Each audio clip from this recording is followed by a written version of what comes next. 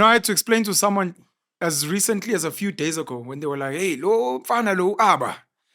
And I was like, what about him? Uthi amazulu abelungu.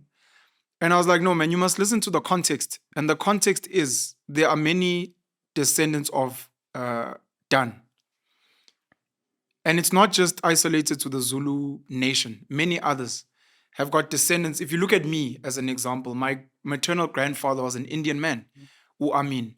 So if ever I became something big in the Zulu nation, there's a certain group of the Amin family that can say that is one of ours. Now you can't deny that.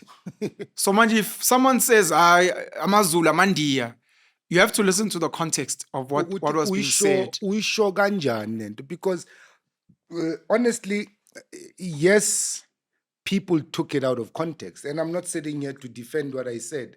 I will still say it. There are many descendants of Robert Dan Gwazulu. There are many descendants of Shepstein Gwazulu. There are many descendants of Fabian Gwazulu. Ufebane, batu Ufebane. Uphobane manigama lakhe. But his name was Fabian. There were many. But there are as many descendants of Harry Smith kwaXhosa. There are as many descendants of white people kwaXhosa. KwaXhosa sinabo January, sinabo Petros, sinabo Blom, boy. It's as rife kwaXhosa. I even made an example that day yokuthi even eLimpopo kobupedi there's a whole nation called Maepa. Maepa are the descendants of a white man who came on a horse from Swaziland, a Portuguese man who came from Swaziland on horseback and settled in Limpopo and fathered children. And they became Bomaepa because he was named Maepa Ditlhare because he was a herbalist. So his trade, makafika lapha ya, bekalapha abantu ngemithi. Abantu bambiza ke ntate Maepa Ditlhare. So all his children became Bomaepa.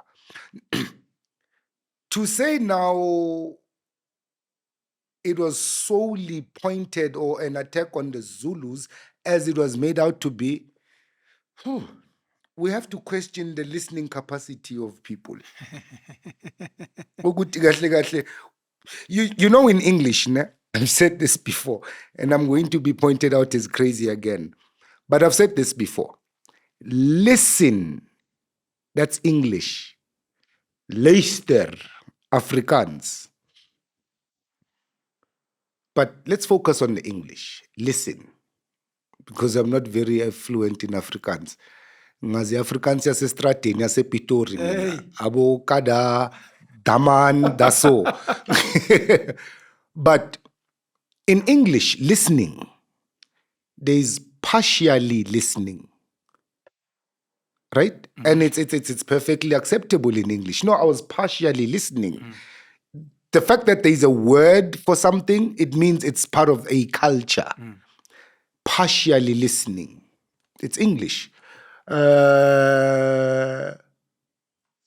Selective listening. So I was listening to what you were saying, but I actually chose what I want to hear. Yes. Selective listening. No, I was listening in passing.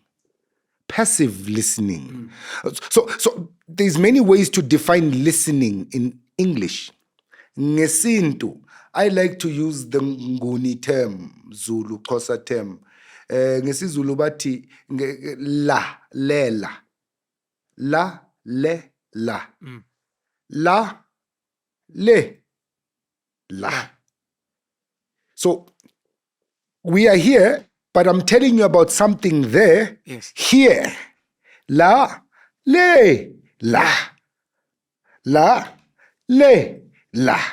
So we are bringing a distant reality into immediate reality. You need to be here. Present. You can't partially listen. You can't passively listen. You can't listen in passing. Because whatever is there, we are bringing it here. La, le, la. NgesiXhosa sithi ma, stop. Me, la. Stop and wait for it to come. Don't move around and trying to find it. Don't get into my word, into my mouth while I'm trying to speak. Sukundiphipha ndisanya. Sungena emlonyeni. Ay. Ungangiphiphi ngingaqeda ukudunusa. Hey, snap. Okay, let's take it back. So, listening nokumamela akufani.